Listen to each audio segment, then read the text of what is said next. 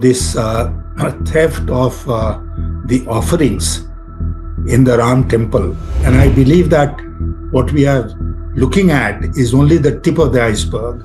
The blame should lie at the door of Mr. Modi, because he is the Karta Dharta. He is the all in all. Now, the foreign media is saying, call this fellow, give him an award, and he'll come running. So he is now being exposed by the foreign media. The foreign media was considerate before this, but it started from Norway. Now it has happened in Australia and New Zealand that foreign media is calling a spade and exposing Mr. Modi.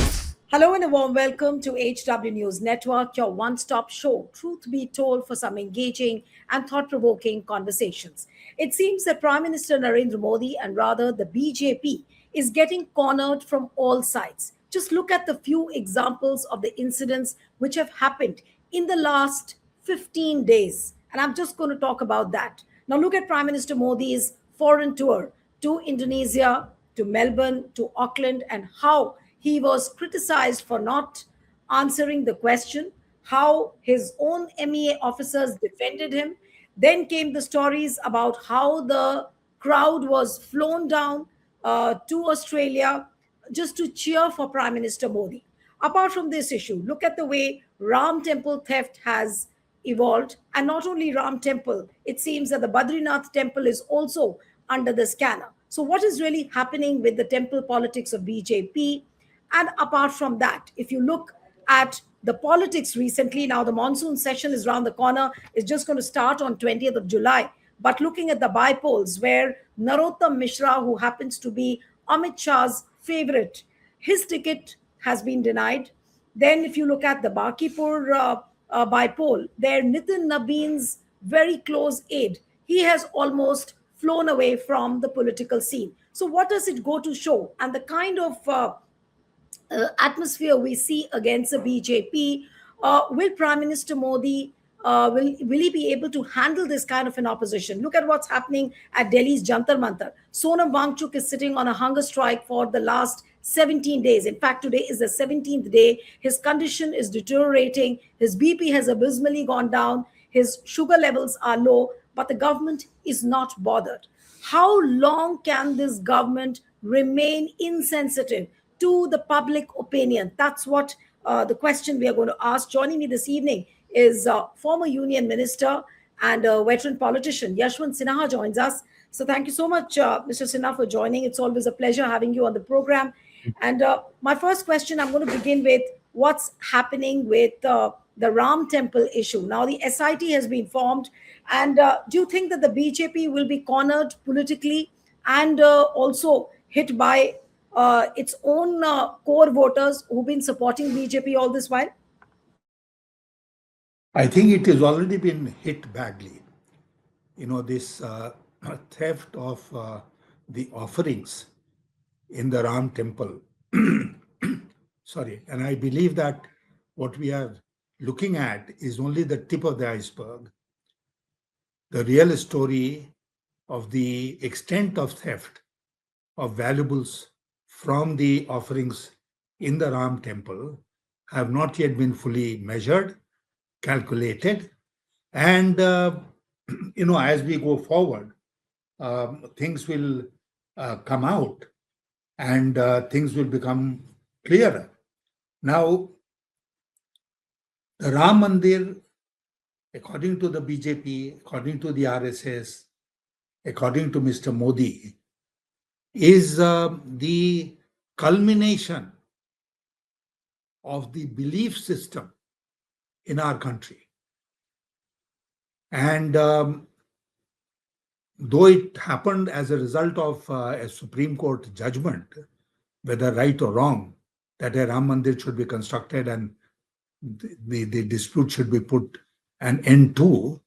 The point is that Mr. Modi projected himself when the Ram Mandir construction was not even complete. He went to inaugurate the temple, as we call it in Hindi, Pran Pratishtha.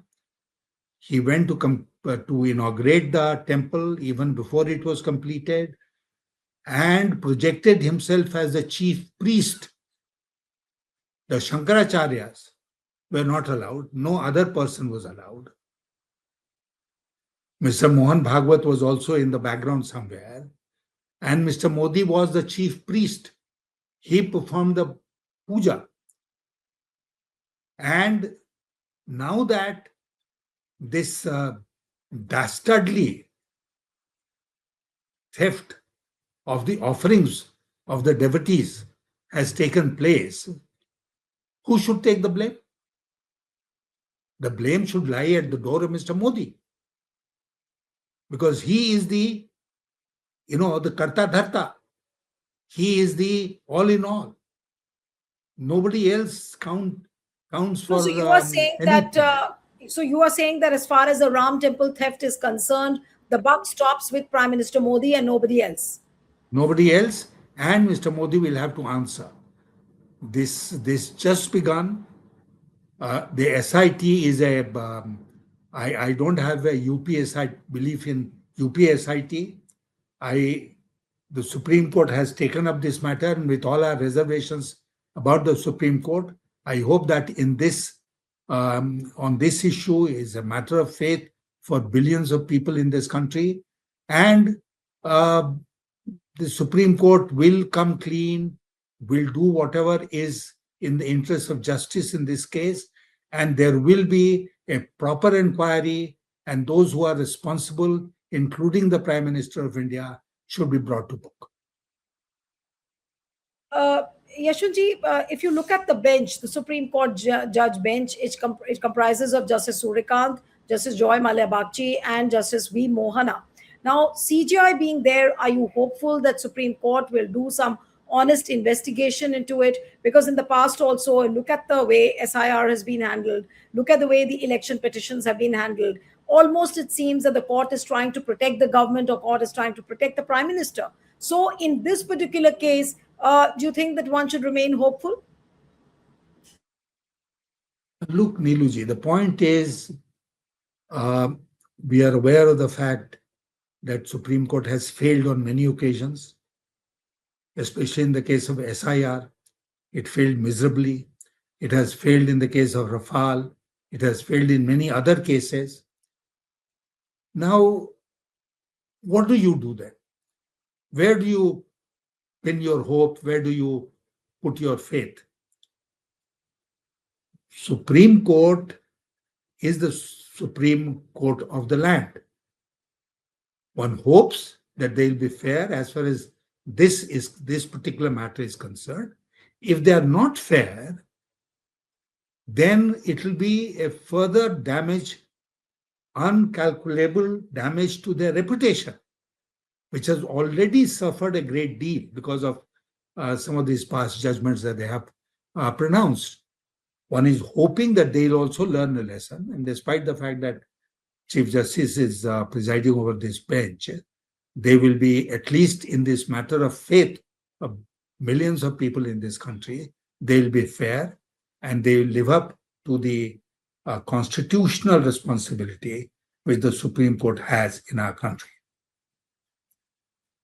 But UP elections are around the corner. Then Uttarakhand elections are there, where Badrinath temple scam has also come out.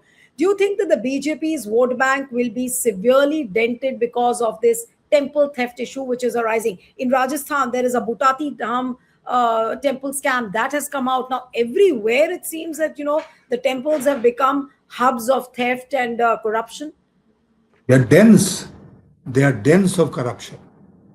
They are dense of impropriety. They are dense of theft. They are dense of dacoity now. Everywhere. And left to myself, I think one should order an audit of all the major temples in this country. And if you wish, Let's include the masjids and the mosques and the churches and the gurdwaras also. But the religious places, which are directly connected with the uh, faith of the people, they should not be allowed to become dens of corruption like we have witnessed as far as the Ram Temple issue is concerned. I want to move away now from this Ram Temple issue. You already very clearly said that the buck stops with Prime Minister Modi. He will have to answer. So far, he has not done that. Now, let me shift focus to the foreign tours of Prime Minister, and especially the latest one where he went to Indonesia, where he won a big award, then followed by his trip to Melbourne and then Auckland. And there were embarrassing moments for the country where it came out that apparently he again was facing a similar situation what he faced in Norway, though the question was not put to him directly. The question was directly asked to an MEA official, and it was almost similar that why, and he defended why Prime Minister Modi didn't want to hold a press conference. He said that he wants to build a direct connect. Then came the moment and how Australian media and the English media made fun of our country and made fun of the Prime Minister, that hordes and hordes of people, to a number of like some 30,000 or 40,000 people are flown down only to become cheerleaders of Prime Minister Modi, where he meets the diaspora. Now, what will you say to events like these, and how long can he continue in this manner? As long as he has the resources, and there is no dearth of resources as far as Bharatiya Janata Party is concerned, and they like to spend as much as is needed on Mr. Modi's trips abroad. Uh, you know, I used to accompany Mr. Vajpayee as finance minister, also as external affairs ministers on many of his foreign trips. Now, he also used to meet people of Indian origin. They used to be hall meetings. A large hall would be arranged, and Mr. Vajpayee will meet the people of Indian origin, NRIs, in that meeting and convey whatever he wanted to convey to them. But Mr. Modi is different in the sense that he wants to convert everything into a huge event. And that's what we have been witnessing from the day he held that Medicine Garden show in New York, you'll remember. And since then, it has become an extension of domestic politics for him. I don't know how many foreign channels showed those 30, 40,000 people who came to cheer for Modi, but our channels are full of it because they have no other option. They have to show it live, they have to show it repeatedly. So we all saw what was happening. And now it happened in Norway, it has happened in Australia. The foreign media is making fun of Mr. Modi. Mr. Modi was made fun of when he went to a country like Seychelles for 3 days, not 1 day, not 2 days. He spent 3 days in Seychelles. And he was given an award there also. Something of the Blue Horizon, remember? And you He got also the Blue recall Horizon Award for protecting the environment. And yesterday, the Environment Performance Index ratings which have come, India is the second worst performer. But apart from that, as people have said, it appears as if the Seychelles award, the plaque, was prepared here in India and then taken there and given to Mr. Modi because of the various spelling mistakes. And I know I have been in that party. They can't boast that English is their strong point. So somebody would have sat down and done something and made so many mistakes in that the huge, great award that Mr. Modi was given. Now, the foreign media is saying, call this fellow, give him an award, and he'll come running. So he is now being exposed by the foreign media. The foreign media was considerate before this but it started from Norway. Now it has happened in Australia and New Zealand, that foreign media is calling a spade and exposing Mr. Modi. And Mr. Modi, therefore, will be well advised to choose the next country he visits. And, even the moving teleprompter is not working. He has now devised this moving teleprinter. So if he is walking, then the teleprinter also walks ahead of him, and he can get. But I must also confess to you, I've handled that ministry, external affairs. I am extremely disappointed by the explanation which was offered by Secretary East of that ministry. I mean, what does he mean by saying that we are a Gamar Desh? And Mr. Modi wants to directly communicate, and he doesn't want intermediaries, and the media is intermediary, and therefore it has to be avoided. So abolish the media here. Abolish the media in all democratic countries, because they're useless intermediaries. We can do without that and communicate directly with the people. That is the kind of explanation which Secretary East has given. And I'm sure he very well knows what he has said. I'm sure he very well knows what he said. We are getting deeper and deeper into the mire. That's how I am looking at it, because now the foreign media is determined, it appears, not to let Mr. Modi off. And wherever he'll go, he'll now be exposed by the foreign media. So you mean to say that in the coming days and the coming months, it will be the foreign media which will hound Prime Minister Modi? They have been doing it. They have been doing it in the past also. But now it's become more pronounced, more prominent. And it will become very difficult for Indian media to completely shut it out from the people of this country. So the people of this country are watching how the Prime Minister is being disrepute to our country by visiting these countries and not meeting the media. He can't take a simple question. And you remember how he answered that question in the White House when he had gone there, when two heads of governments meet and this, that, and that. So he is inadequate. I don't think there's ever been a Prime Minister of this country who has been so much inadequate for that post that he's holding, for that chair that he's occupying. I also want to ask you, Mr. Sinha, about the kind of stories, he weaves when he's on a foreign tour. Say, for example, he was in Melbourne, he spoke about a muffler. And that particular muffler also became a huge point of discussion. Some people made memes, some people, mocked at him that, and some people came out with a timeline that if 35 years back he went to Australia and New Zealand, it was not Melbourne, but it was New Zealand.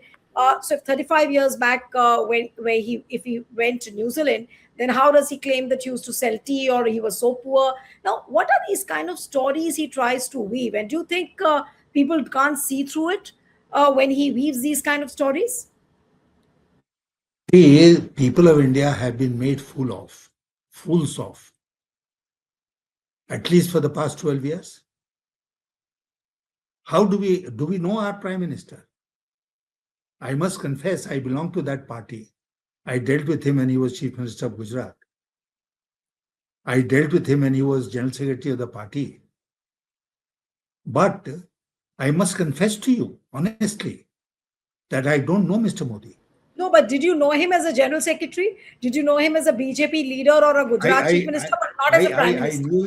I knew him as General Secretary. I knew him as a Karyakarta of the BJP in Gujarat. In fact, he once invited me when I was, I think, Finance Minister to come to Ahmedabad for a certain function that he was holding. I still have that photograph of him standing next to me. And, he was a Karyakarta like most of us. And one didn't bother at that point of time to go into the depth of his past life. But just to calculate things, he himself has said, I'm not going by what other people are saying. He himself has said repeatedly that he used to beg for food and used to eat whatever was offered as alms for 35, 40 years. 35, 40 years. Now, even if you take 35 years, he is 75. So that leaves us with how much? 40? 40 years? 40 years. He has begged for food. So did he start begging for food when he was born? I want to know my prime minister. This country has a right to know the prime minister. He went to New Zealand. How did he go to New Zealand? Who invited him? Who met his expenditure in New Zealand? New Zealand is a very far away country, as you know. I mean, even the ticket will cost a fortune to go there. I haven't been to New Zealand myself. I didn't get an opportunity. I didn't go. It's a beautiful country, but I didn't get an opportunity, so I didn't go. But Mr. Modi went twice to the US at the State Department's invitation. He went to all the states of the US. He went to New Zealand. He went to Europe. He was a global traveler. And nobody knows about it. If it had not been for that wretched muffler, we wouldn't have known that he went to New Zealand. And who gave him that muffler? Who paid for his trip? I mean, as citizens of this country, don't we have the right to know about something that he himself has taken pride in bringing before the country? A man, No, a but if we person who was ask so these poor. questions, if we ask the same questions which you have asked, that who gave the muffler, when did he go to New Zealand, who sponsored his New Zealand trip 35 years back, will we get answers? I don't think we'll get the answers. No, he will not. He will not get the answers. But what the point I'm making is that in this country, during the Modi regime, unfortunately, we have forgotten to ask questions. We were all retired. We were all retired from public life, Neelu ji, because we were reaching or crossed the age of 75. Was that rule only for us and not for Mr. Modi? So there are so many things one can go on pointing out about him.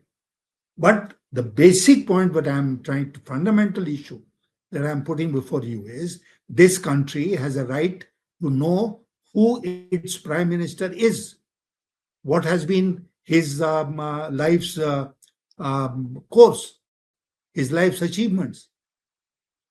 He can't go on fooling people about. And this New Zealand muffler issue has brought all this in the fore again.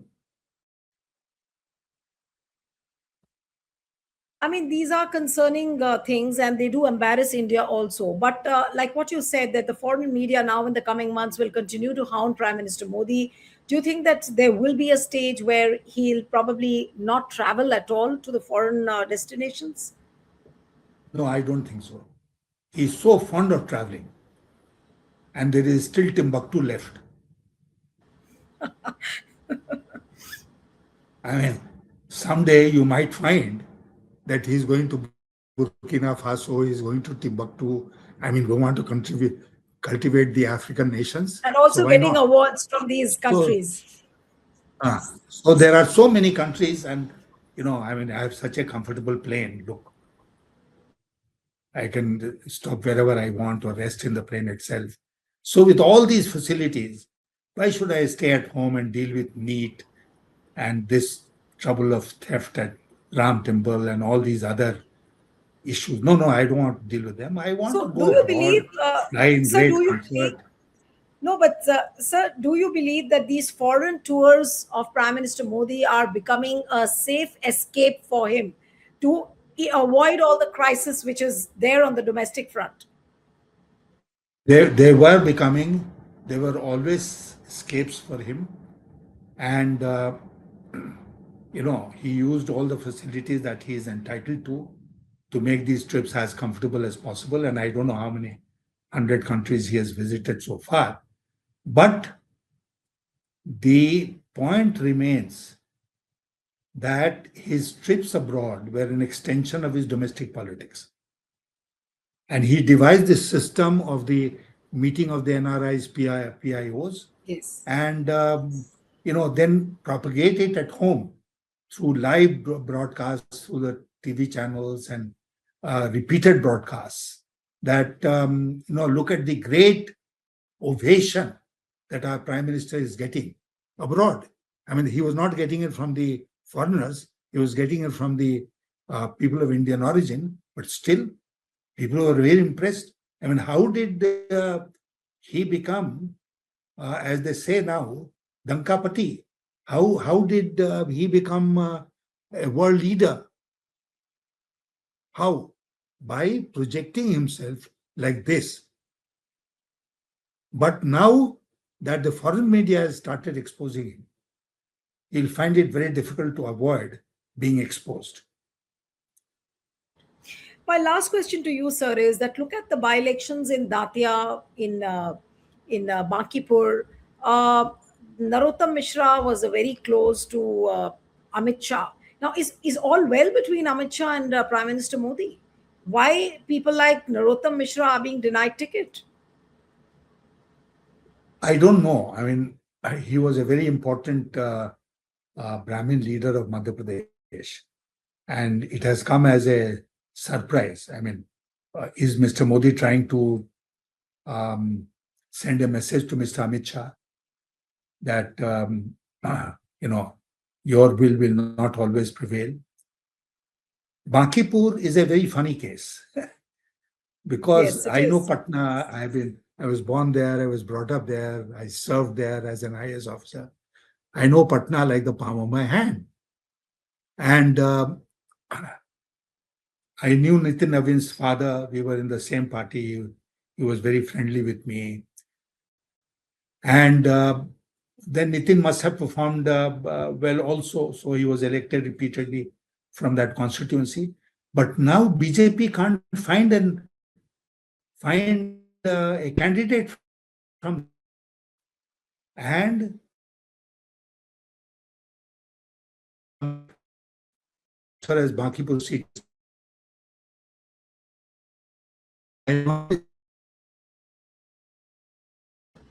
So your audio is cracking in between. Can you hear me? election will be an eye opener for the BJP. All right, Mr. Yashwant Sinha, it was a pleasure talking to you. Thank you so much for joining on HW News.